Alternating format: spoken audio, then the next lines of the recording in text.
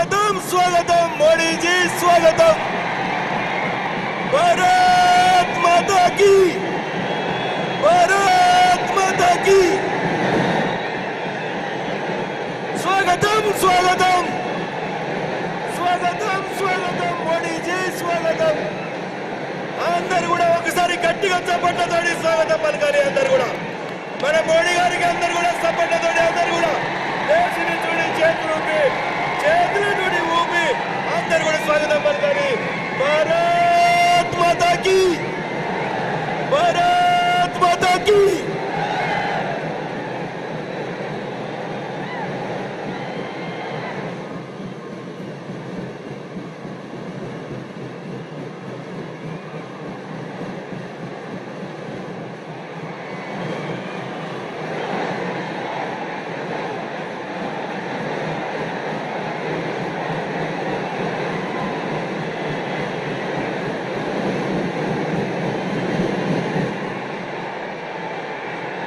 ఇప్పుడు అందరూ కూడా మన ప్రియతమ నాయకులు మన నరేంద్ర మోడీ గారి ఉపన్యాసం కోసం దాదాపు 12 గంటలు ట్రావెల్ చేసి వచ్చాం। అందరూ ఓపికగా వారు ఉపన్యాసాన్ని పూర్తిగా కూడా విని మన బూత్ లో మన గ్రామంలో ఆ యొక్క విషయాలు చెప్పేందుకోసం అందరం సిద్ధంగా ఉన్నాం। ఇప్పుడు మన రాష్ట్ర అధ్యక్షులు కరీంనగర్ పార్లమెంట్ సభ్యులు శ్రీ బండి సంజయ్ కుమార్ గారిని మాట్లాడాల్సిందిగా కోరుతున్నాం। మన ప్రియతమ నాయకులు మన ప్రధానమంత్రి గారు నరేంద్ర మోడీ గారు హైదరాబాద్ గడ్డ మీదకి, తెలంగాణ గడ్డ మీదకి వచ్చిన సందర్భంగా మన అందరి పక్షాన మన రాష్ట్ర అధ్యక్షులు వారికి కండవతోటి స్వాగతం పలుకుతున్నారు। వారందరికీ కూడా స్వాగతం।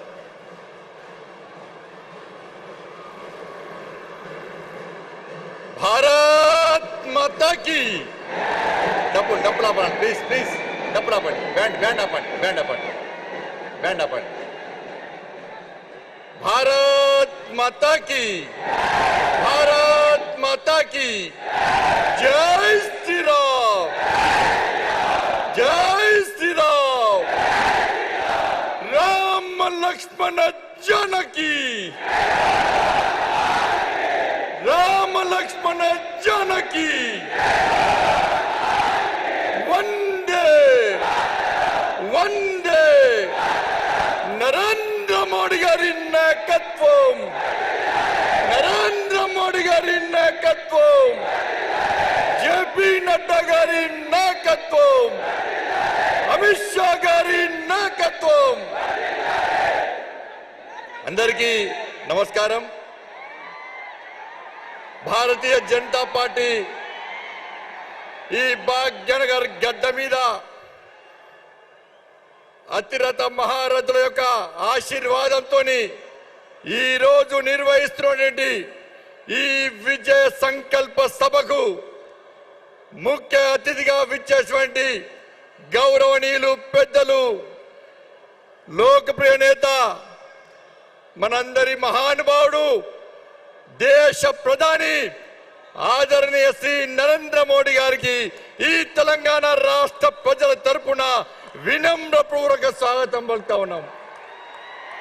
భారతీయ జనతా పార్టీ జాతీయ అధ్యక్షులు మన ప్రియతమ నేత మనందరినీ హుషారుగా నడిపించే ఎక్కడ ఎన్నికలు జరిగినా ఈ దేశంలో అన్ని ఎన్నికల్లో గెలిపే లక్ష్యంగా మనందరినీ స్ఫూర్తినింపినటువంటి మన జాతీయ అధ్యక్షులు భారతీయ జనతా పార్టీ నాయకులు శ్రీ జేపీ నడ్డా గారికి ఈ తెలంగాణ గడ్డ నుంచి సాదర స్వాగతం పలుకుతా ఉన్నాము। అభినవ సర్దార్ పటేల్ మన అందరి హీరో, ఈ తెలంగాణ రాష్ట్రంలో అనేక మంది యువకులకు స్ఫూర్తి అయినటువంటి మన అందరి నాయకుడు, హోంశాఖ మంత్రులు, గౌరవనీయులు పెద్దలు శ్రీ అమిత్ షా గారికి హృదయపూర్వక స్వాగతం। భారతీయ జనతా పార్టీ మాజీ అధ్యక్షులు, తెలంగాణ రాష్ట్ర ఏర్పాటులో ప్రధాన భూమిక పోషించినటువంటి అప్పుడు అధ్యక్షుడు మన కేంద్ర రక్షణ శాఖ మంత్రులు పెద్దలు శ్రీ రాజ్నాథ్ సింగ్ గారికి తెలంగాణ రాష్ట్ర తరపున హృదయపూర్వక ధన్యవాదాలు। ఎవరు వెళ్ళినా తెలంగాణ రాష్ట్రం అభివృద్ధి లక్ష్యంగానే ముందుకు వస్తున్నా చెప్పి ఈ తెలంగాణ రాష్ట్ర అభివృద్ధికి సహకరిస్తున్నటువంటి కేంద్ర శాఖ మంత్రులు శ్రీ నితిన్ గడ్కరీ గారికి హృదయపూర్వక స్వాగతం. రాజ్యసభ సభ్యులు, రాజ్యసభలో బీజేపీ పక్ష నాయకులు, వ్యవసాయం విషయంలో తెలంగాణ రాష్ట్ర సమాజాన్ని ఆదుకోవడమే లక్ష్యంగా మనకు సహకరిస్తున్నటువంటి గౌరవనీయులు పెద్దలు శ్రీ పీయూష్ గోయల్ గారికి హృదయపూర్వక స్వాగతం పలుకుతా ఉన్నాము. హిందూ ధర్మ రక్షకుడు, ఎక్కడ సమాజానికి ఏ ఆపద వచ్చినా నేనున్నా అని చెప్పి మనందరికీ స్ఫూర్తినిపే ఉత్తరప్రదేశ్ ముఖ్యమంత్రి శ్రీ యోగి ఆదిత్యనాథ్ గారికి హృదయపూర్వక ధన్యవాదాలు, స్వాగతం. ఈ వేదిక పైన అన్ని రాష్ట్రాల ముఖ్యమంత్రులు, ఉప ముఖ్యమంత్రులు, భారతీయ జనతా పార్టీ జాతీయ నాయకులు, రాష్ట్ర నాయకులు, అశేషంగా తరలి వచ్చినటువంటి భారతీయ జనతా పార్టీ కార్యకర్తలకు, తెలంగాణ సమాజానికి వినమ్రపూర్వక ధన్యవాదాలు చేస్తున్నాను.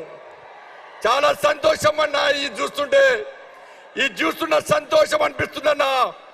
కానీ ఒక్కసారి బాధ అనిపిస్తుంది టిఆర్ఎస్ పార్టీ నాయకుల విమర్శలు చూస్తుంటే. మన ప్రియతమ నేత మోడీ గారి మీద, మన ఆదర్శ మూర్తి అన్న మన నరేంద్ర మోడీ గారి మీద ఏ విధంగా తప్పుడు భాషను టిఆర్ఎస్ పార్టీ నాయకులు ఉపయోగిస్తున్నారో ఒక్కసారి వచ్చండి. భరిద్దామా?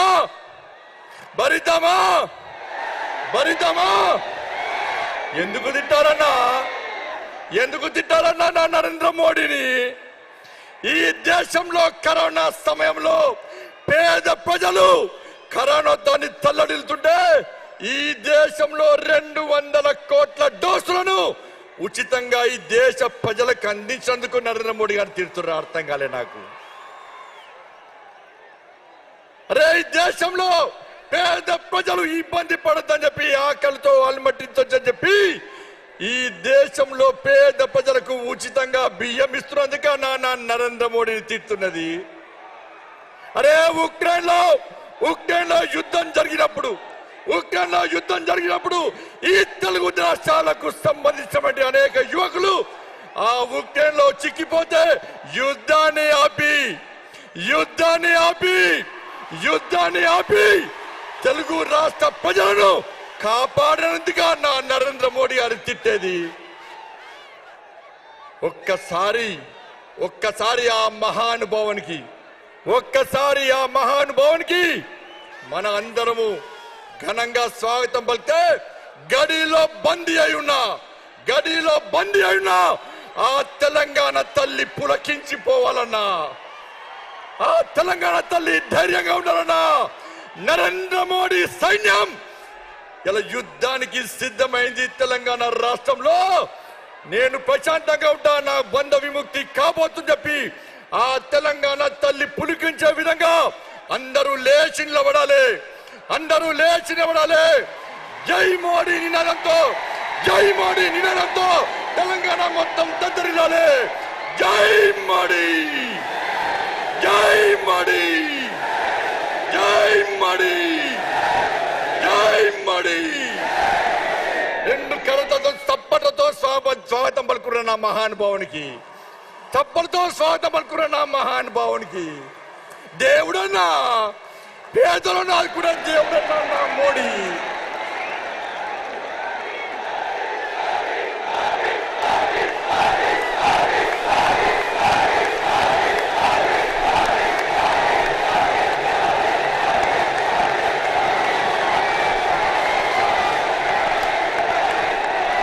ధన్యవాదాలు.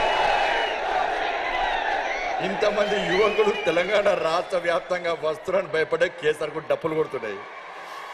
వాస్తవమేనా? పులి వస్తుందంటే గుంటనక్కలు పారిపోతాయా పారిపోవా?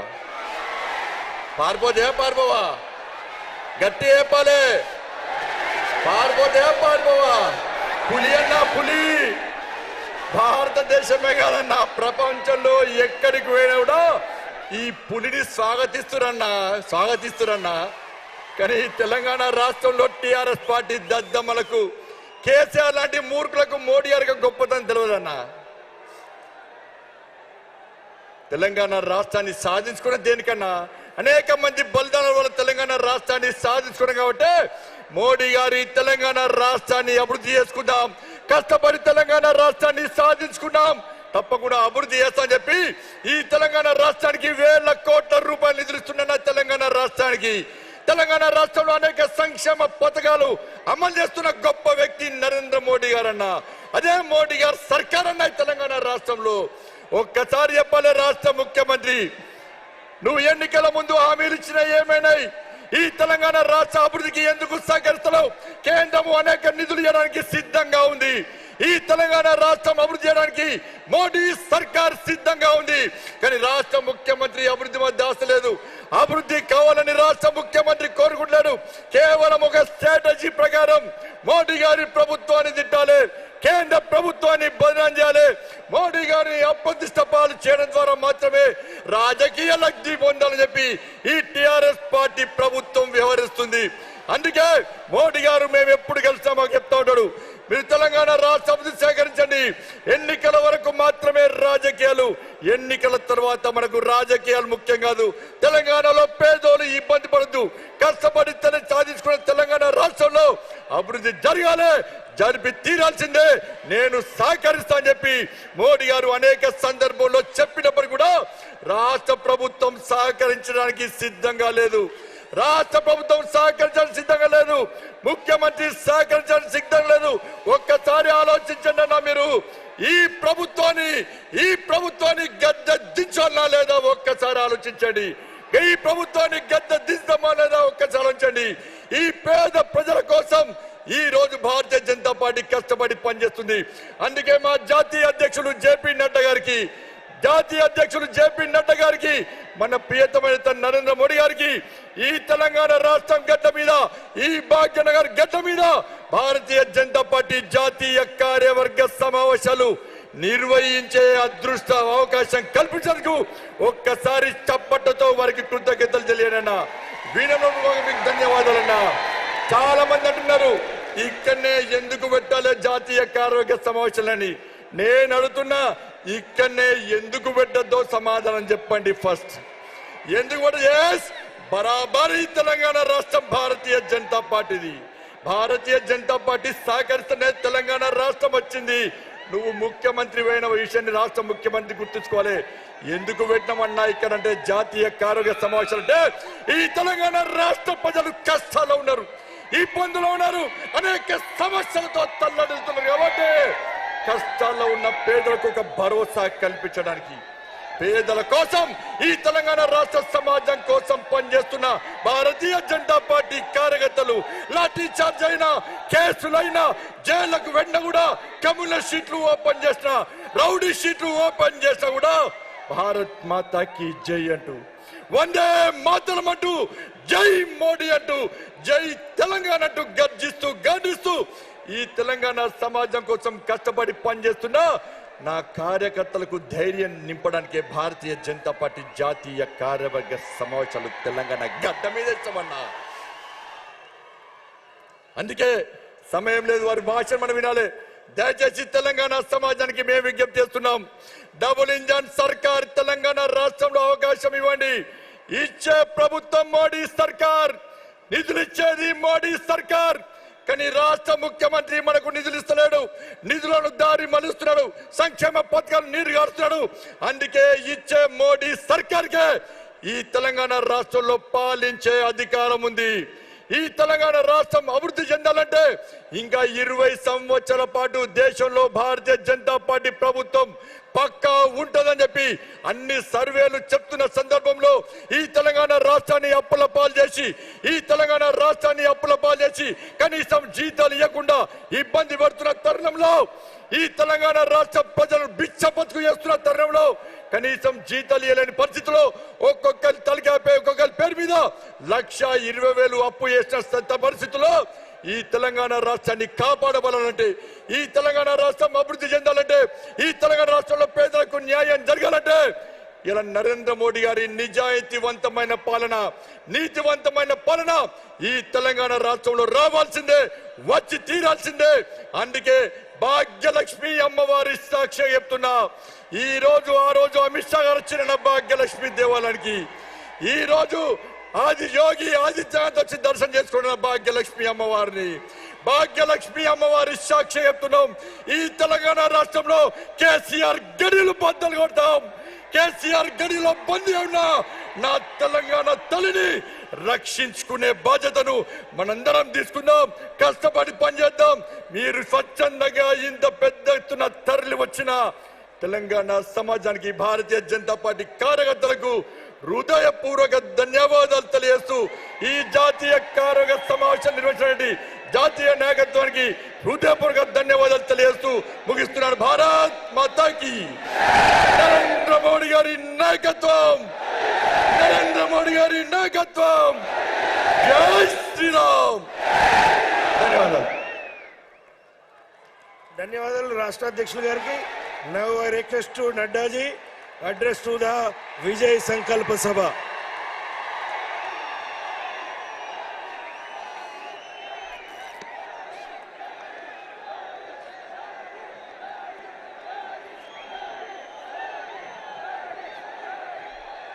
बोलिए भारत माता की, भारत माता की, भारत माता की.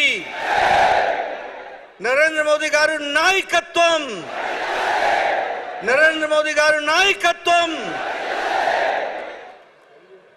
आज के इस सभा में उपस्थित भारत के यशस्वी प्रधानमंत्री, हम सबके प्रिय सम्मानीय श्री नरेंद्र मोदी जी, आज के कार्यक्रम में इस विजय संकल्प रैली में मंच पर उपस्थित भारतीय जनता पार्टी के सभी पूर्व राष्ट्रीय अध्यक्ष, मंच पर उपस्थित हमारे सभी प्रदेश के मुख्यमंत्रीगण, केंद्र सरकार में मंत्रीगण, वरिष्ठ नेतृत्व, सम्मानित मंच और यहां इस विजय संकल्प रैली में एकत्र आए इतनी बड़ी संख्या में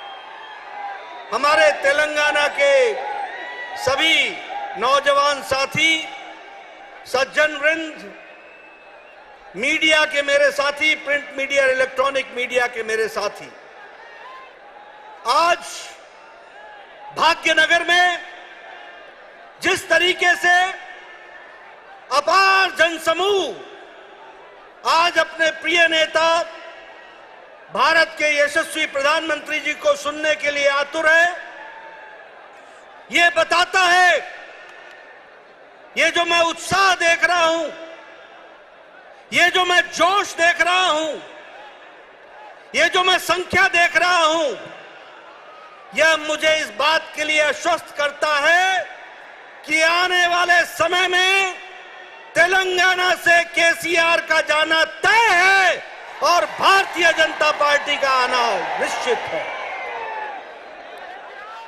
मित्रों, मैं आपके और प्रधानमंत्री जी के बीच में बहुत देर नहीं रहूंगा. मुझे मालूम है कि आप सब लोग उनको सुनने के लिए आतुर हैं, लेकिन मैंने तेलंगाना की बदलती तस्वीर देखी है.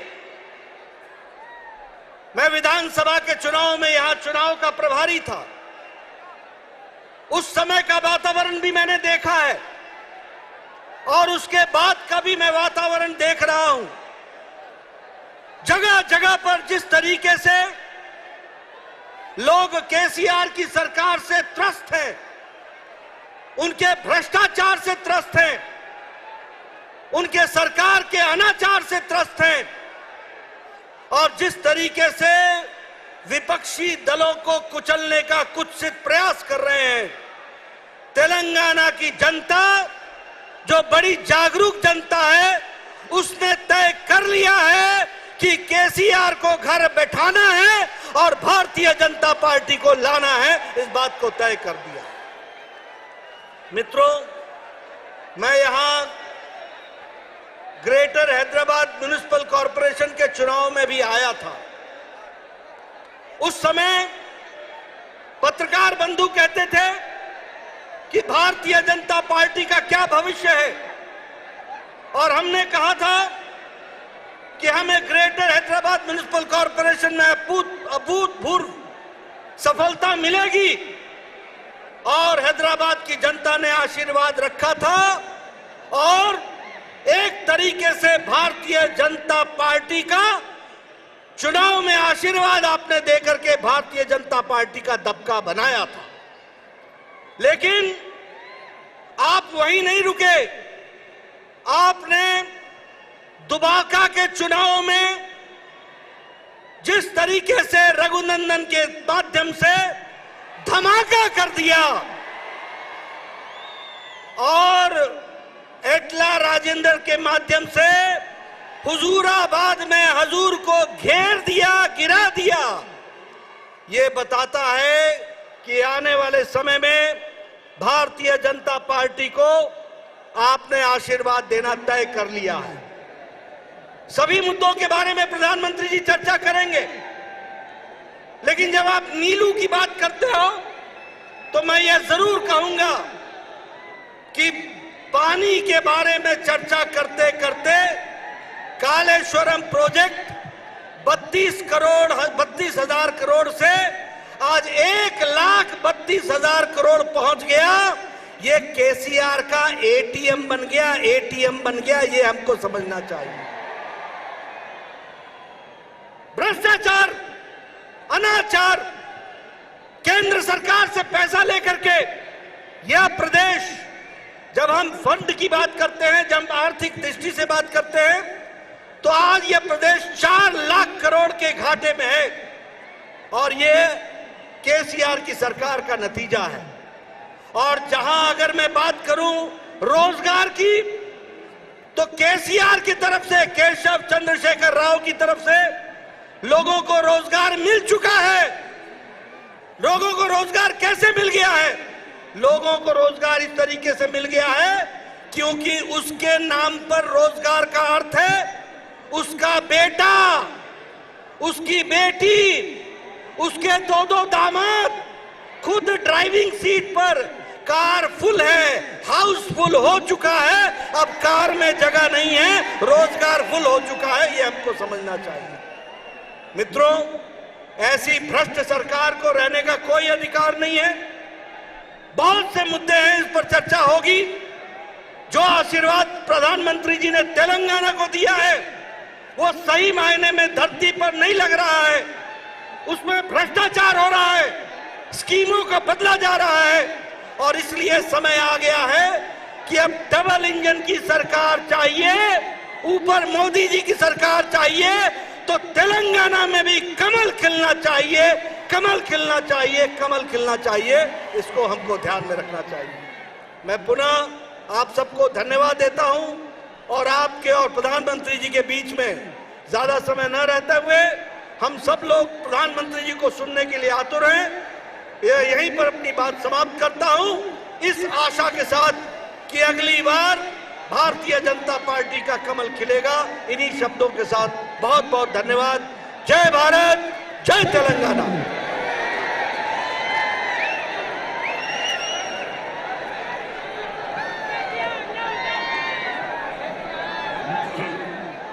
నడ్డా జీకి ధన్యవాదాలు.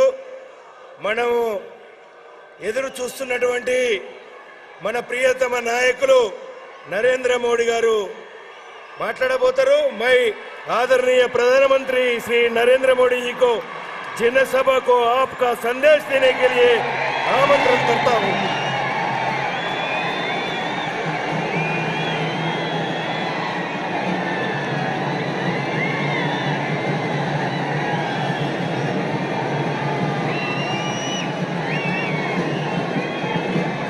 भारत माता की, भारत माता की, भारत माता की। तेलंगाना बीजेपी ने आशीर्वादीने चट्टानिकी ఎంతో దూరం నుండి వచ్చిన प्रति कार्यकर्ता को సోదరా సోదరి మనులకు మాతృ ముథులకు నా నమస్కారం।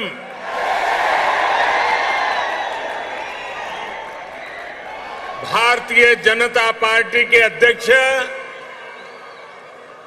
श्रीमान जेपी नड्डा जी,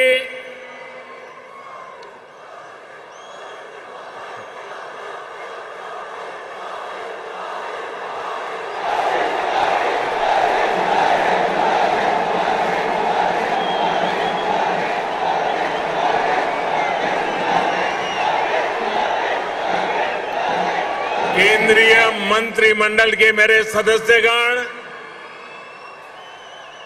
भाजपा शासित राज्यों के मुख्यमंत्री, उपमुख्यमंत्री, तेलंगाना बीजेपी के अध्यक्ष पंडित संजय कुमार,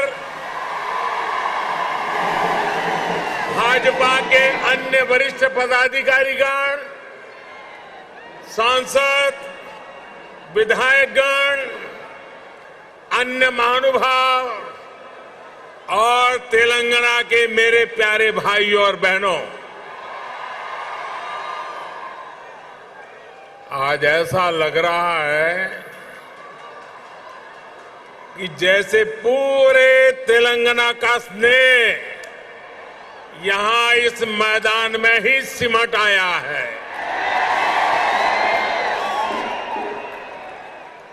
तेलंगाना के अलग अलग जिलों से आप यहां इतनी बड़ी संख्या में आए हैं। इस स्नेह के लिए, इस आशीर्वाद के लिए मैं तेलंगाना का अभिनंदन करता हूं, तेलंगाना की धरती को वंदन करता हूं। भाइयों और बहनों, आप सभी लोगों के स्नेह को ध्यान में रखते हुए ही हमने इस बार भाजपा की राष्ट्रीय कार्यकारिणी की बैठक हैदराबाद में कराने का फैसला किया था। बीते 2 दिनों से यहां देश भर से भाजपा के प्रतिनिधि, अलग अलग राज्यों के मुख्यमंत्री आपके इस प्यार को, इस स्नेह को अनुभव कर रहे हैं। जिस तरह हैदराबाद शहर हर टैलेंट की उम्मीदों को नई उड़ान देता है, वैसे ही भाजपा भी देश की आशाओं, अपेक्षाओं को पूरा करने के लिए दिन रात मेहनत कर रही है। इसलिए आज जब हम 21वीं सदी के समर्थ, सशक्त, आत्मनिर्भर भारत के रोड मैप पर काम कर रहे हैं, तब हैदराबाद में हुए भाजपा के इस मंथन का विशेष महत्व है। साथियों, तेलंगाना के लोग पूरी दुनिया में कड़ी मेहनत और देश के विकास के प्रति समर्पण के लिए जाने जाते हैं। तेलंगाना में कला, कौशल, कर्मठता भरपूर है। तेलंगाना प्राचीनता और पराक्रम की पुण्य स्थली है। यहां भद्राचलम में श्री राम से लेकर यादाद्री में श्री नरसिम्हा तक, आलमपुर में जोगुलांबा से लेकर वरंगल में भद्रकाली तक, इस पवित्र भूमि से ईश्वरीय आशीर्वाद हमारे भारत पर अविरल बरसते हैं।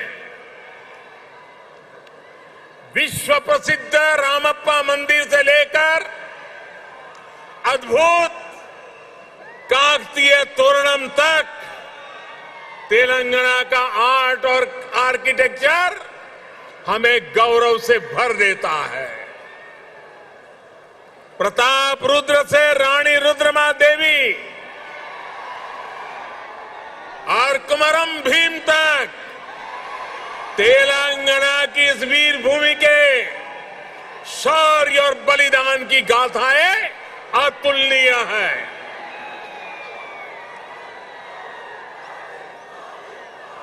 भद्राचलम रामदासु से लेकर पालकुरी की सोमनाथ तक यहां के काव्य का माधुर्य, यहां के साहित्य का सौंदर्य पूरे भारत के लिए अमूल्य निधि है। इस धरती की ये आस्था, ये श्रद्धा और ये विरासत हमें जन जन की सेवा के लिए समर्पण की ऊर्जा देती है। इसलिए साथियों, ऐसे तेलंगाना का विकास, चौतरफा विकास भारतीय जनता पार्टी की पहली प्राथमिकताओं में से एक है।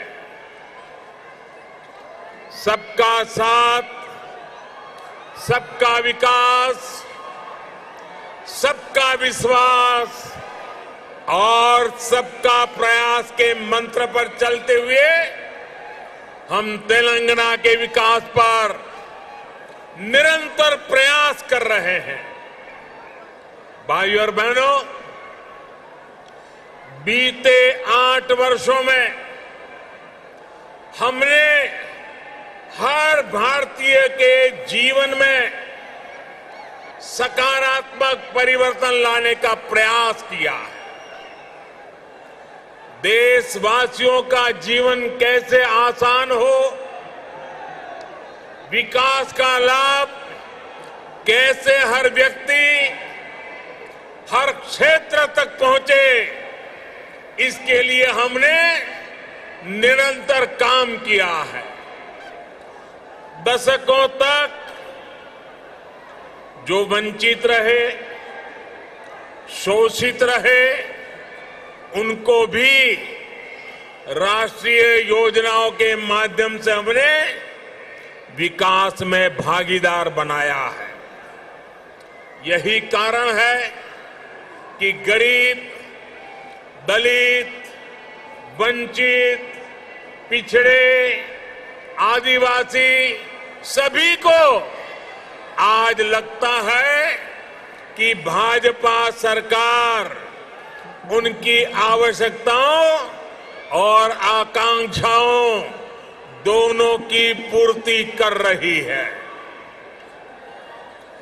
देश की महिलाओं, हमारी बहन बेटियों को भी आज महसूस हो रहा है कि उनका जीवन आसान हुआ है, उनकी सुविधा बढ़ी है। अब वो राष्ट्र के विकास में अधिक योगदान दे सकती है। साथियों, भाजपा सरकार के इसी सेवा भाव का लाभ तेलंगाना के हर गरीब, दलित, पिछड़े, आदिवासी, मिडिल क्लास परिवार को भी मिल रहा है। तेलंगाना की बहनों बेटियों को मिल रहा है। कोरोना वैश्विक महामारी के दौरान जब 100 साल का सबसे बड़ा संकट आया तो हमारी सरकार ने तेलंगाना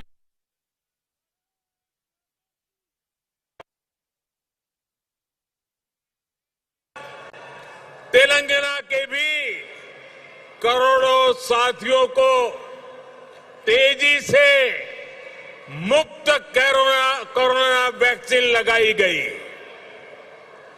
तेलंगाना के गरीबों को मुफ्त राशन हो, गरीबों को मुफ्त इलाज हो, भाजपा सरकार की नीतियों का लाभ सभी को बिना भेदभाव मिल रहा है और सेवा भाव से मिल रहा है। यही तो सबका साथ सबका विकास है। इसी वजह से आज देश के सामान्य नागरिक का भाजपा पर इतना विश्वास है। मुझे खुशी है कि तेलंगाना के लोगों का भी भाजपा पर ये विश्वास लगातार बढ़ रहा है। जहां तक मेरी नजर पहुंच रही है, जोश से भरे नौजवान दिखाई दे रहे हैं। आपका ये प्यार, आपका ये उत्साह आज पूरे देश को पता चल रहा है। 2019 के लोकसभा चुनाव में भाजपा ने जितना जन समर्थन तेलंगाना में हासिल किया था, उसमें निरंतर वृद्धि हो रही है। 2019 के लोकसभा चुनाव में भारतीय जनता पार्टी को आपने भरपूर प्यार दिया, भरपूर समर्थन दिया। मेरे प्यारे भाइयों बहनों, भाजपा ने जितना समर्थन तेलंगाना में हासिल किया, उसमें निरंतर वृद्धि होती रही है और ये वृद्धि ही भारतीय जनता पार्टी के प्रति आपके प्यार को दर्शाती है। आपकी निरंतर प्यार बढ़ता रहा है, निरंतर वृद्धि होती जा रही है, वो हर चीज में दिखाई दे रही है। ग्रेटर हैदराबाद के चुनाव में इसकी एक और झलक हमने देखी, जब भाजपा को अभूतपूर्व सफलता मिली। देश के दूसरे राज्यों में भी हमने देखा है, जहां जहां भाजपा की डबल इंजन सरकार है, उन राज्यों का विकास और जनता का विश्वास कई गुना बढ़ा है। यही आकांक्षा अब तेलंगाना के लोगों की भी है। तेलंगाना के लोग लगातार भाजपा की डबल इंजन सरकार के लिए जनता जनार्दन खुद ही रास्ता बना रही है। साथियों, यहां बड़ी संख्या में हमारी माताएं बहनें आशीर्वाद देने के लिए आई हैं।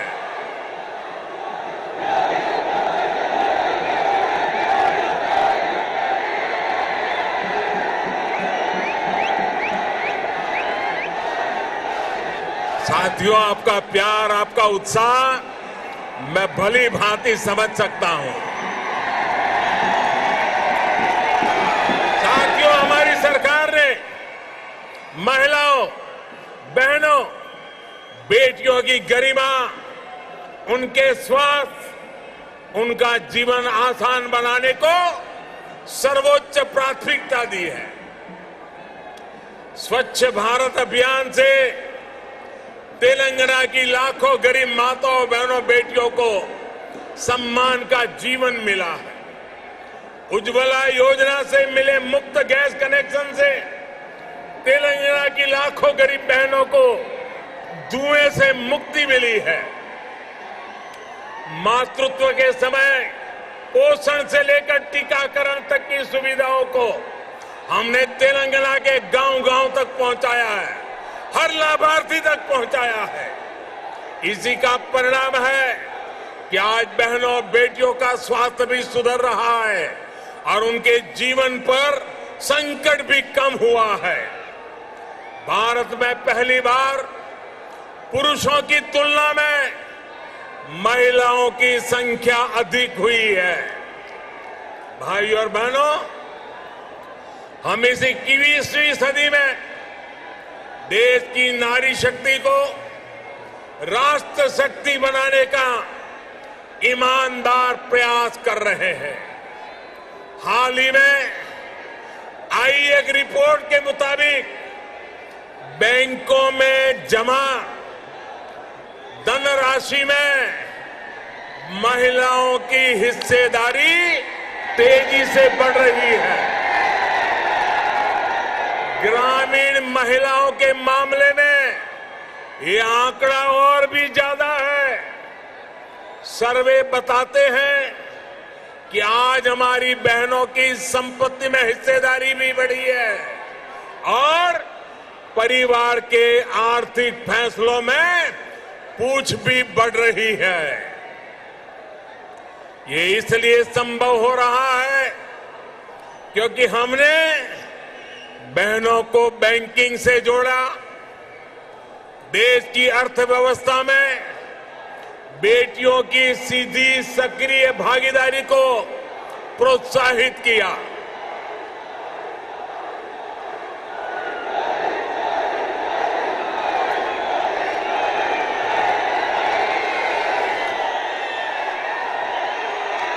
आपके प्यार के लिए मैं आपका अभिनंदन करता हूं, धन्यवाद करता हूं।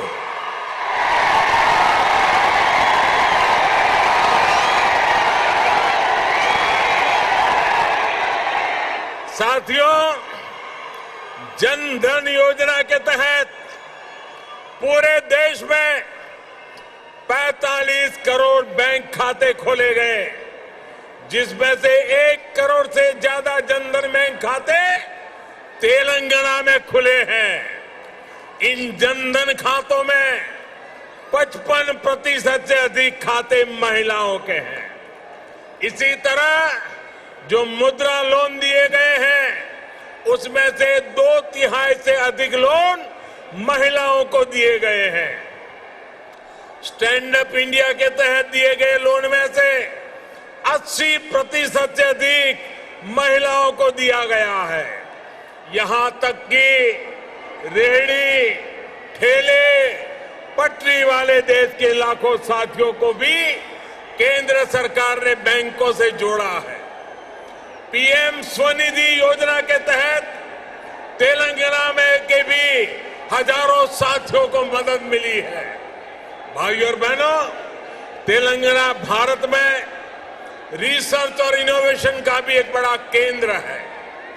कोरोना काल में वैक्सीन को लेकर, दूसरे साजो सामान को लेकर जो काम यहां हुआ है उसने पूरी दुनिया में करोड़ों जीवन बचाने में मदद की है।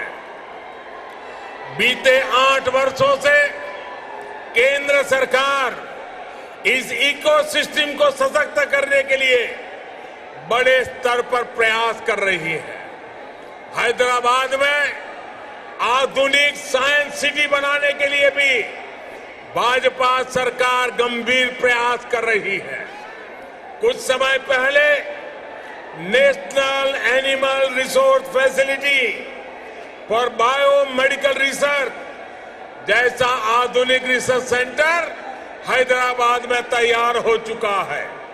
साथियों, भाजपा सरकार सिर्फ टेक्नोलॉजी और इनोवेशन के प्रोजेक्ट ही नहीं बना रही, बल्कि गरीब और ग्रामीण परिवारों के बेटे बेटियों के प्रतिभा को भी प्रोत्साहन दे रही है। नई राष्ट्रीय शिक्षा नीति में हमने स्थानीय भाषा में पढ़ाई को प्राथमिकता दी है। अब आप ही बताइए, जब तेलुगु में टेक्नोलॉजी और मेडिकल की पढ़ाई होगी तो तेलंगाना के गांवों की गरीब परिवार के माताओं के सपने सच हो करके रहेंगे कि नहीं रहेंगे। इससे आत्मनिर्भर भारत के निर्माण के लिए टैलेंट का पुल बड़ा होगा या नहीं होगा। भाइयों और बहनों, आत्मनिर्भर भारत अभियान को रामागुंडम खाद कारखाना भी सशक्त कर रहा है। आप सभी ये जानते हैं कि बीते दशकों में देश के जो अनेक खाद कारखाने बंद हुए थे, उनमें से ये भी एक था। 2015 में हमने इसको फिर से चालू करने के लिए काम शुरू किया। लगभग 6,500 करोड़ रुपए का निवेश किया। अब यहां फर्टिलाइजर का उत्पादन शुरू हो चुका है। बहुत जल्द इसको भी राष्ट्र के लिए समर्पित कर दिया जाएगा। ये तेलंगाना के किसानों के लिए, भारत के किसानों के लिए कितनी बड़ी सुविधा है, इसका आप अंदाज लगा सकते हैं। इससे खाद पर हमारी विदेशी निर्भरता कम हो जाएगी। भाइयों और बहनों, हमारा निरंतर प्रयास है कि तेलंगाना के किसानों का जीवन आसान हो, उनको अपनी उपज का अधिक से अधिक लाभ मिले। तेलंगाना में पानी से जुड़े लगभग 35,000 करोड़ रुपए से अधिक के 5 बड़े प्रोजेक्ट पर केंद्र सरकार काम कर रही है। बीते 6 सालों में केंद्र सरकार ने तेलंगाना के धान किसानों से लगभग 1 लाख करोड़ रुपए का धान खरीदा है। धान किसानों को लागत का 1.5 गुना पैसा भी दिया है। इस बार भी धान की एमएसपी में 80 रुपये की वृद्धि कर उसे 2,000 रुपये प्रति क्विंटल से ज्यादा कर दिया गया है। भाइयों और बहनों, खेती हो या उद्योग, हर सेक्टर के विकास के लिए आधुनिक इंफ्रास्ट्रक्चर बहुत आवश्यक है। तेलंगाना का गांव हो या शहर, आधुनिक कनेक्टिविटी इंफ्रास्ट्रक्चर के लिए भाजपा के नेतृत्व वाली केंद्र सरकार अभूतपूर्व काम कर रही है। हैदराबाद में यातायात और सुगम बनाने के लिए केंद्र सरकार 1,500 करोड़ रुपए की लागत से 4 और 6 लेन के कई फ्लाईओवर और एलिवेटेड कॉरिडोर बना रही है। इस हाईटेक सिटी में जाम की परेशानी कम करने के लिए केंद्र सरकार 350 किलोमीटर परिधि की रीजनल रिंग रोड भी बनाने जा रही है। भाइयों और बहनों, हमारा प्रयास है कि तेलंगाना के कोने कोने तक बेहतरीन कनेक्टिविटी पहुंचे। पिछले 8 वर्षों में तेलंगाना में नेशनल हाईवे की लंबाई 2 गुनी हो चुकी है। 2014 में तेलंगाना राज्य में लगभग 2500 किलोमीटर के नेशनल हाईवे थे। आज 5,000 किलोमीटर लंबा नेटवर्क है।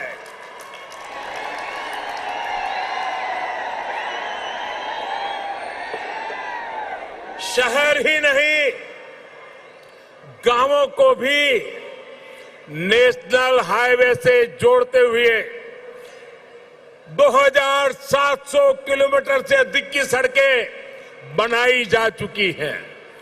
पीएम ग्रामीण सड़क योजना के तीसरे फेज के तहत लगभग 2,500 किलोमीटर की नई सड़कों के लिए भी 1,700 करोड़ रुपए से अधिक स्वीकृत किए गए हैं। इसी प्रकार रेलवे में भी बीते 8 वर्षों में तेलंगाना के लिए 31,000 करोड़ रुपए से अधिक के प्रोजेक्ट स्वीकृत किए गए हैं। लगभग 180 किलोमीटर की नई रेल लाइन तेलंगाना में बिछाई जा चुकी है। साथियों, आत्मनिर्भरता की बात आती है तो मैंने हमेशा 5F की बात की है। Farm to fibre, fibre to factory, factory to fashion और फैशन टू फॉरेन। ये बात मैं कह रहा हूं। इसी सोच के तहत हमने तय किया कि टेक्सटाइल में देश के एक्सपोर्ट को बढ़ाने के लिए हम देश में 7 मेगा टेक्सटाइल पार्क बनाएंगे। टेक्सटाइल पार्क जब लगता है तो किसान को भी फायदा होता है, मजदूर को भी काम मिलता है, व्यापार कारोबार भी फलता फूलता है। इनमें से एक मेगा टेक्सटाइल पार्क का निर्माण तेलंगाना में भी होने वाला है। ये टेक्सटाइल पार्क यहां बन जाएगा तो तेलंगाना के किसानों को तो लाभ होगा ही, जहां हजारों नौजवानों के लिए रोजगार के नए अवसर बनेंगे। साथियों, हैदराबाद देश की आत्मनिर्भरता का, देश के आत्मविश्वास का प्रमुख सेंटर है। तेलंगाना के दूसरे शहरों और गांवों में भी असीम सामर्थ्य है।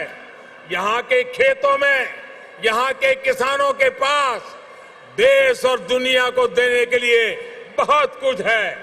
यहां प्रकृति ने भी कोई कमी नहीं रखी है।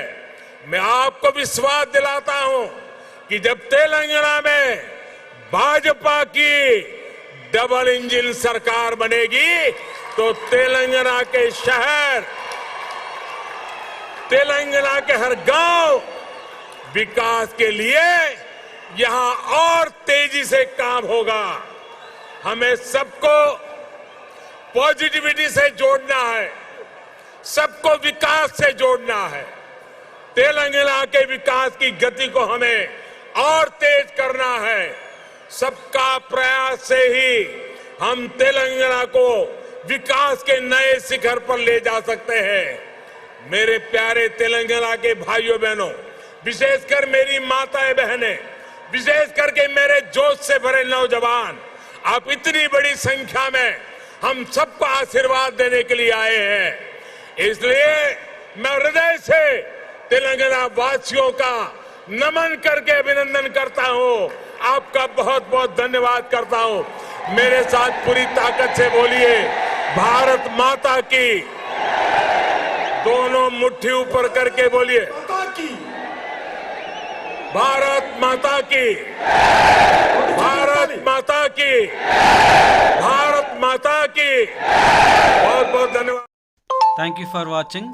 లైక్ చేయండి, షేర్ చేయండి, సబ్స్క్రైబ్ చేయండి. Pro Telugu news.